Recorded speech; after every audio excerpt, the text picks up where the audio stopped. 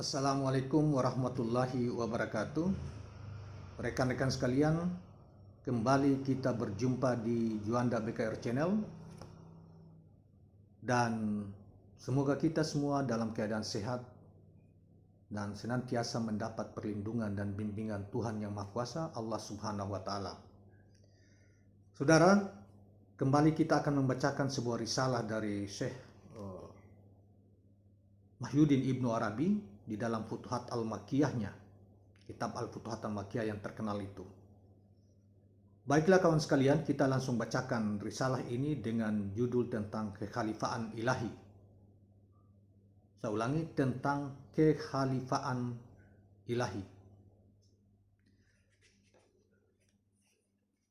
Kekhalifaan menjadi milik Adam alaihissalam dan bukan milik spesies-spesies lain di alam semesta adalah karena Allah Subhanahu wa Ta'ala menciptakan Adam alaihissalam sesuai dengan citranya. Seorang khalifah atau pengganti harus muncul di tengah orang-orang yang ia diutus sebagai khalifah kepadanya dengan figur atau citrah dia yang mengangkatnya sebagai khalifah. Karena kalau tidak, ia tidak bisa disebut sebagai khalifah atau pengganti di tengah mereka. Lalu dia berikan wewenang kepada khalifah tersebut untuk memberi perintah serta larangan dan menyebutnya sebagai khalifah. Kemudian dia membaiatnya agar selalu didengarkan dan ditaati, baik dalam keadaan senang maupun susah. Dalam kesulitan dan kemudahan, Allah Subhanahu wa Ta'ala memerintahkan hamba-hambanya untuk menaati Allah dan Rasulnya serta menaati ulil amri di antara mereka. Maka Rasulullah Shallallahu Alaihi Wasallam menghimpun antara risalah dan khalifah sebagaimana Nabi Daud alaihissalam.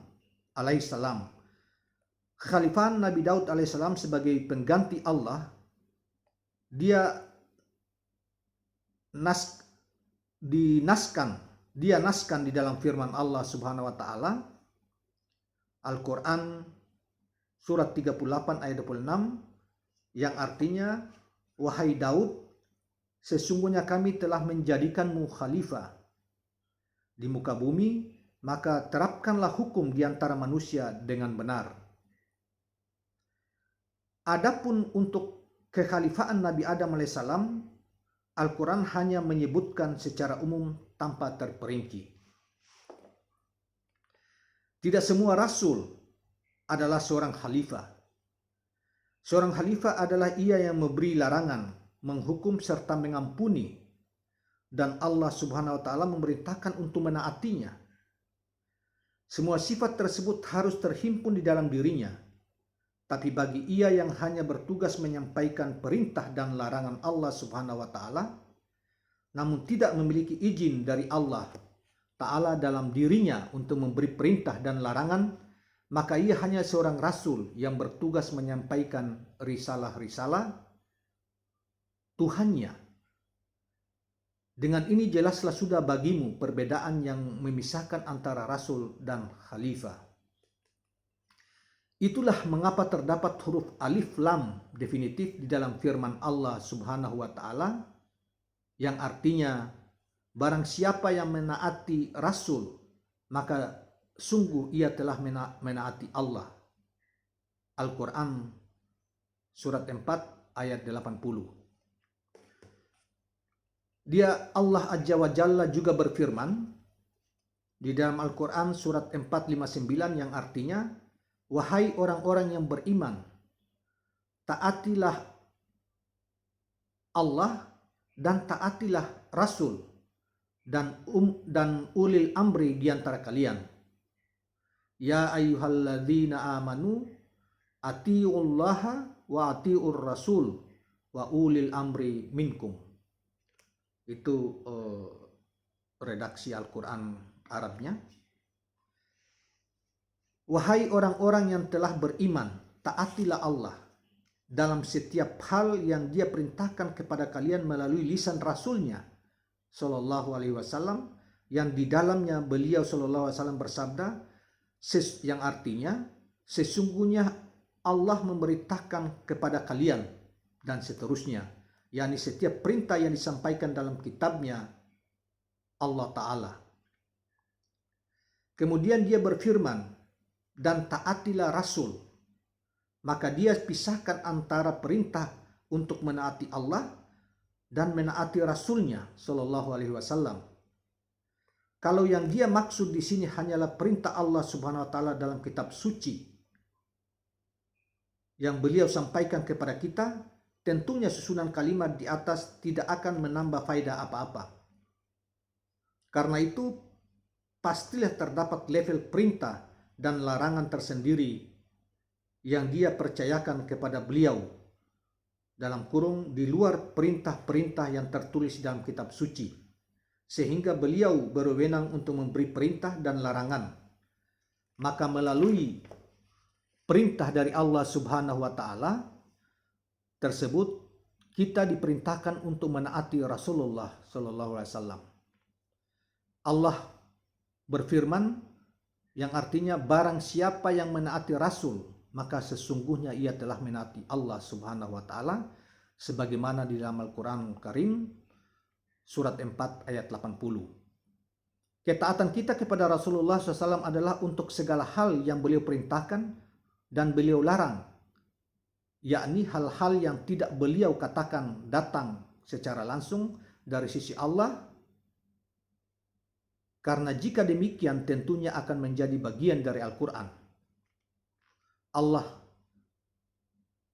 Subhanahu wa Ta'ala berfirman dalam Al-Quran surat 59 ayat 7, yang artinya, apa saja yang diberikan oleh Rasul kepadamu maka ambillah, dan apa saja yang dia larang kalian darinya maka tinggalkanlah. Maka dia menyandarkan wewenang untuk memberi larangan kepada beliau Sallallahu Alaihi Wasallam. Kemudian dia memakai alif lam pada kata ar-rasul dengan maksud sebagai ta'rif dan ahad. Dengan kata lain, yaitu Rasul yang kami angkat sebagai khalifah pengganti kami dan kami jadikan berwenang untuk memberi perintah dan larangan di samping perintah dan larangan kami yang ia sampaikan kepada hamba-hamba kami. Kemudian Allah Subhanahu wa Ta'ala berfirman pada ayat yang sama, dan ulil amri di antara kalian.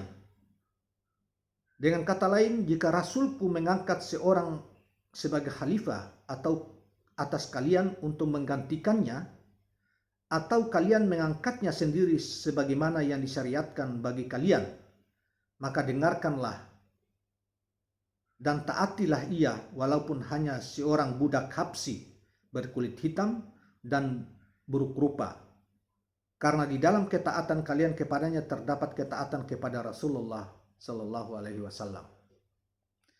Itulah mengapa Al-Quran tidak mengulang kata taatilah untuk ulil amri, karena cukup mengikut pada kalimat taatilah Rasul.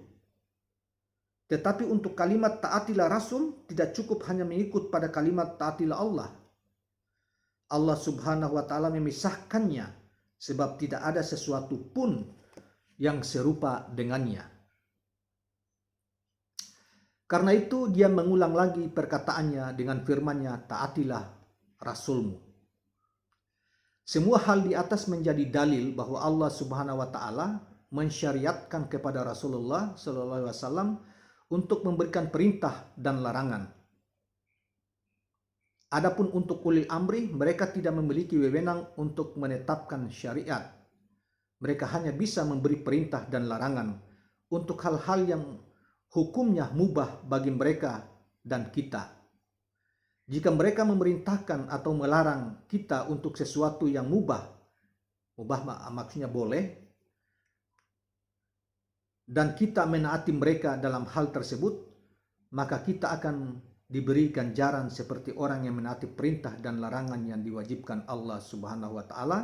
Semua itu adalah bentuk kedermawanan Allah kepada kita, namun mereka yang lalai di antara kita tidak akan bisa merasakannya.